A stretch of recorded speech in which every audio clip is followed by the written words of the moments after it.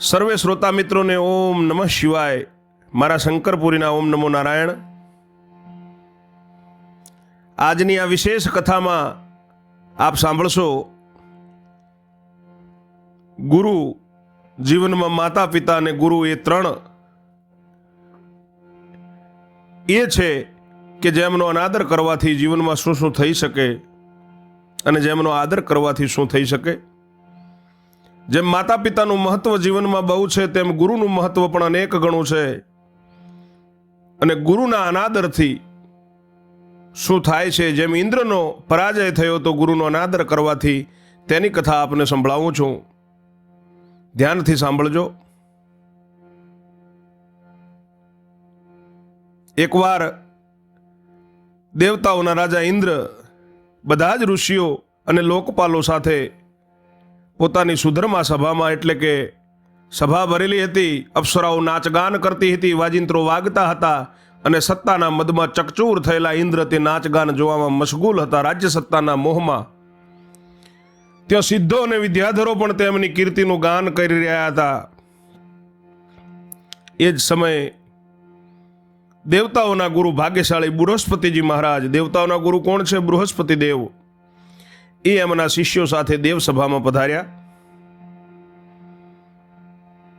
એમને આવેલા જોઈ અને બીજા દેવતાઓએ તુરંત એમના ચરણોમાં મસ્તક ઝુકાવ્યા, પ્રણામ કર્યા. ઇન્દ્રે પણ જોયું તો ખરું જ કે ગુરુદેવ બૃહસ્પતિ મહારાજ વાચસ્પતિ સામે ઊભા છે, પરંતુ ઇન્દ્રની બુદ્ધિ સત્તાના મદથી દૂષિત થઈ ગઈ હતી. એથી એણે ન તો ગુરુને આવકાર આપ્યો, આદર આપ્યો, કે ન એમને બોલાવ્યા, ન બેસવા માટે આસન આપ્યું અને ન જવા માટે પણ કહ્યું. કંઈ બોલ્યો જ નહીં ઇન્દ્ર. ખોટી બુદ્ધિના ઇન્દ્રને રાજ્યના મદથી ઉન્મત્ત જાણી અને આચાર્ય ગુરુદેવ બૃહસ્પતિ મહારાજ નારાજ થઈ અને ત્યાંથી અંતર ધ્યાન થઈ ગયા. તેમના ગયા પછી દેવતાઓને બહુ દુઃખ થયું. યક્ષ, નાગ, ગંધર્વ તથા ઋષિઓ પણ ઉદાસ થઈ ગયા. ગીતો અને નૃત્ય કરવાનું બધું સમાપ્ત થઈ ગયા પછી જ્યારે ઇન્દ્રને ભાન આવ્યું ત્યારે તેણે દેવતાઓને પૂછ્યું કે ગુરુદેવ ક્યાં ગયા? ત્યારે મહર્ષિ નારદજીએ કહ્યું ઇન્દ્રને કે ખરેખર તમારા દ્વારા ગુરુનો અનાદર થયો છે ઇન્દ્ર, અને ગુરુના અનાદરથી રાજ્ય પોતાના હાથમાંથી ચાલ્યું જાય છે. ગુરુનો અનાદર કરવાથી જે કંઈ પણ હોય એ બધું જ ચાલ્યું જાય. તેથી તમે તમારા પ્રયત્નો કરીને ગુરુ પાસે પોતાના અપરાધ માટે ક્ષમા અને પ્રાર્થના કરો. મહાત્મા નારદજીની વાત સાંભળીને ઇન્દ્ર એકદમ સિંહાસન ઉપરથી ઊભા થઈ ગયા અને બધા સભાસદોને દેવતાઓને સાથે લઈને ખૂબ ઉતાવળે ગુરુના નિવાસ સ્થાને ગયા. ઇન્દ્ર પોતાના કર્તવ્ય વિશે સભાન બની ગયા હતા. ઇન્દ્રને ખબર પડી ગઈ, રાજા હતો ને દેવતાઓનો, કે મારું કર્તવ્ય શું હતું હું ભૂલી ગયો છું.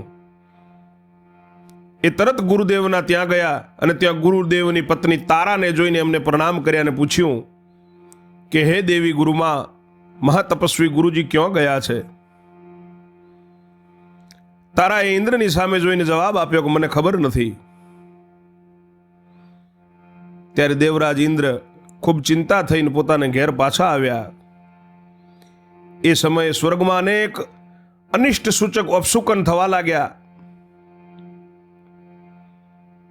બધા સ્વર્ગના વાસીઓને અને ઇન્દ્રને પણ દુઃખની આગાહી કરનારા એ અપશુકનો દેખાતા હતા. ઇન્દ્રનું આ કરતૂત પાતાળમાં બલિરાજાને પણ ખબર પડી. એમણે દૈત્યોની બહુ મોટી સેના સાથે અમરાવતી ઉપર આક્રમણ કર્યું. સ્વર્ગમાં અમરાવતી કહેવાય. ત્યાં બલિરાજાએ રાક્ષસો સાથે આક્રમણ કર્યું અને દેવતાઓ અને દાનવો વચ્ચે બહુ મોટું યુદ્ધ થયું. અને એમાં દાનવો એટલે કે રાક્ષસોએ દૈત્યોએ દેવતાઓને હરાવી દીધા. ઘડીવારમાં દૂષિત અંતઃકરણના અવિવેકી ઇન્દ્રનું 7 અંગો સહિત સંપૂર્ણ રાજ્ય રાક્ષસોએ પોતાના અધિકારમાં કરી લીધું. જીતેલા રાક્ષસો તુરંત પાતાળમાં ચાલ્યા ગયા અને શુક્રાચાર્યની કૃપાથી જ દૈત્યોનો વિજય થયો હતો. ઇન્દ્રનું રાજ્ય અને લક્ષ્મી નષ્ટ થઈ ચૂકી હતી. તેથી દેવતાઓએ પણ તેમનો ત્યાગ કરી દીધો. જ્યારે પોતાની જોડેની સત્તા અને પૈસો જતો રહેશે ને ત્યારે બધાએ સાથ છોડી દેશે. તેજહીન વગર તેજનો ઇન્દ્ર સ્વર્ગલોકમાંથી બીજે ચાલ્યો ગયો. કમળ જેવા સુંદર નેત્રોવાળી ઇન્દ્રની પત્ની સચી પણ બીજાઓની દ્રષ્ટિથી છુપાઈને રહેવા લાગ્યા. ઐરાવત નામનો મહાન હાથી અને ઉચ્ચેશ્રવા ઘોડો, ઘણા બધા જે રત્નો હતા તે બધા રાક્ષસોએ સ્વર્ગમાંથી પાતાળમાં પહોંચાડી દીધા.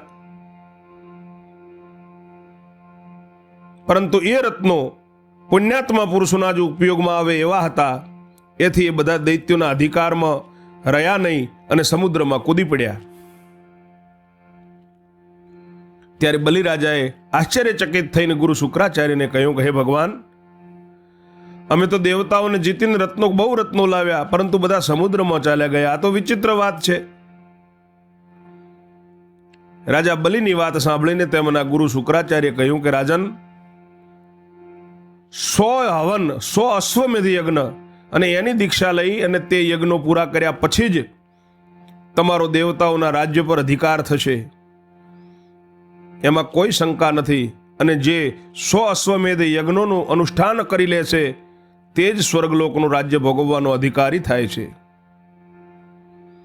અશ્વમેઘ યજ્ઞ કર્યા વિના સ્વર્ગની કોઈ પણ વસ્તુનો ઉપયોગ કે ઉપભોગ થઈ શકતો નથી. ગુરુના વચન સાંભળી અને બલિરાજા તે સમય મૌન રહ્યા અને બીજા રાક્ષસોની સાથે બીજા યોગ્ય કાર્યો કરવામાં મશગુલ થઈ ગયા. ઇન્દ્રની બિલકુલ દયા આવે એવી પરિસ્થિતિ થઈ ગઈ. તેઓ બ્રહ્માજી પાસે ગયા અને સ્વર્ગના રાજ્ય પર જે ભય ઊભો થયો હતો તે બધા સમાચાર બ્રહ્માજીને કહીને સંભળાવ્યા.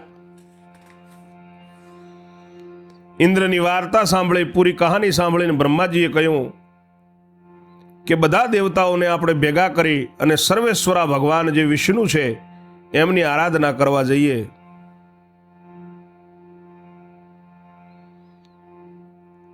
ઇન્દ્ર અને બ્રહ્માજી, લોકપાલો બધાએ ભેગા થઈને ક્ષીર સમુદ્રના તટ પર ગયા અને ભગવાન વિષ્ણુની ત્યાં સ્તુતિ કરી. બ્રહ્માજી સ્તુતિ કરે છે કે હે જગન્નાથ, દેવતાઓ અને દૈત્યો તમારા ચરણોમાં મસ્તક ઝુકાવે છે. તમારો યશ પવિત્ર છે. તમે અવિનાશી અનંત છો. હે પરમાત્મા, તમને નમસ્કાર છે.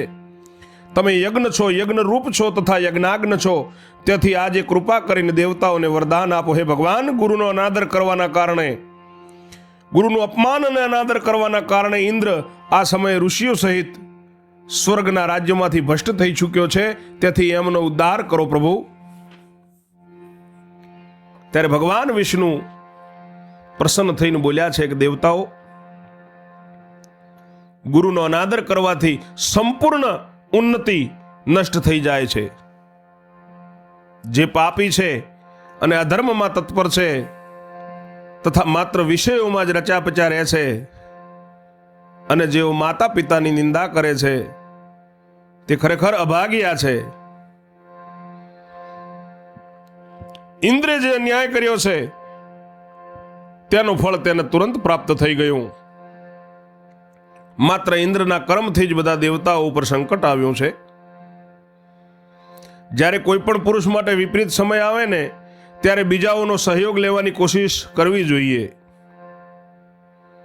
બુદ્ધિમાન પુરુષ પોતાના સંપૂર્ણ મનોરથોની સિદ્ધિને માટે બીજા લોકો સાથે મિત્રતા કરે છે. હે ઇન્દ્ર, તમે મારી વાત માનો અને પોતાનું કાર્ય સિદ્ધ કરવા માટે તમારે રાક્ષસો સાથે હળીમળીને રહેવું જોઈએ. ભગવાન વિષ્ણુનું આવું આ કહેવાથી, એમની આજ્ઞાથી ઇન્દ્ર બુદ્ધિવાળો છે, એને અમરાવતી છોડી અને બધા દેવતાઓની સાથે તે સુતળ લોકમાં બલિરાજા જોડે ગયો. બલિરાજાએ સમાચાર સાંભળ્યા કે ઇન્દ્ર આવે છે. ત્યારે દેવર્ષિ નારદે બલિરાજાને જઈ અને સમજાવ્યા કે ઇન્દ્રનો તમે વધ બીજો કરશો નહીં. એટલે બલિરાજા શાંત થયા, પોતાનો રોષ ત્યાગી દીધો. ઇન્દ્ર એની સેના સાથે ત્યાં આવી પહોંચ્યો. બલિરાજાએ જોયું કે લોકપાલો સાથે આવેલા ઇન્દ્ર તેજ વગરના થઈ ગયા છે. એમનામાં કોઈ સત્તાનો મદ નથી. એમનું તેજ નષ્ટ થઈ ગયું છે. ઈર્ષા અને અહંકાર રહિત થઈ ગયા છે. તેમની આવી દયનીય સ્થિતિ જોઈ બલિરાજાને બહુ દયા આવી ગઈ. એ કહે છે કે દેવરાજ ઇન્દ્ર, તમે આ સૂતળ લોકમાં કઈ રીતે આવ્યા અને અહીં આવવાનું કારણ જણાવો. બલિરાજાની વાત સાંભળી અને ઇન્દ્રદેવ બોલ્યા છે કે અમે બધા દેવતાઓ મારા કારણે મેં ગુરુનો અનાદર કર્યો અને ક્રોધને વશ થઈને રહ્યા. તમે પણ બધા લોકોની આવી જ દશા છે. તમારામાં ખાલી ક્રોધ જ છે. જેવા અમે છીએ એવા તમે પણ છો. તેથી આપણો આ કલેશ નિર્થક છે અને ભાગ્યવશ તમે મારું સંપૂર્ણ રાજ્ય લઈ લીધું છે, પરંતુ કેટલાક રત્નો પણ સ્વર્ગમાંથી ઉઠાવીને અહીં લાવ્યા છો. તેથી આપણે એકબીજા સાથે મળી અને આપણા કર્તવ્ય વિશે વિચારીએ. વિચાર કરવાથી જ્ઞાન મળે છે અને જ્ઞાન થઈ જતા સંકટમાંથી મુક્તિ અવશ્ય મળી જાય.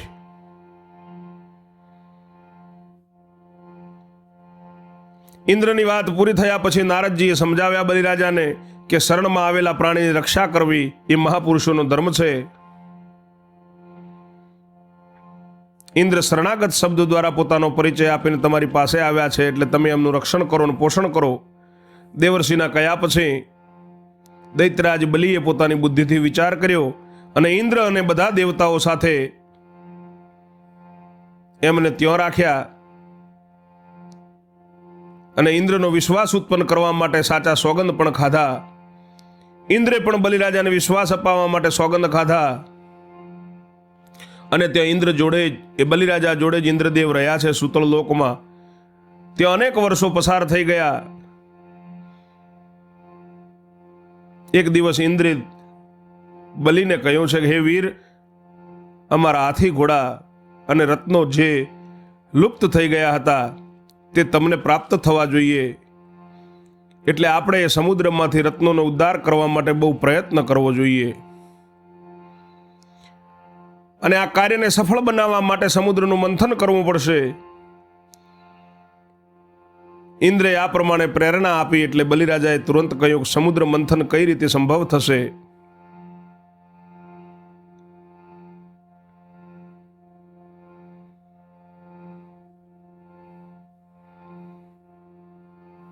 પછી સમુદ્ર મંથનની વાર્તા આગળ ચાલે છે અને આપ સર્વે જાણ્યું જ હશે કે સમુદ્ર મંથન થાય છે અને તેમાંથી બધા રત્નો પણ બહાર આવે છે.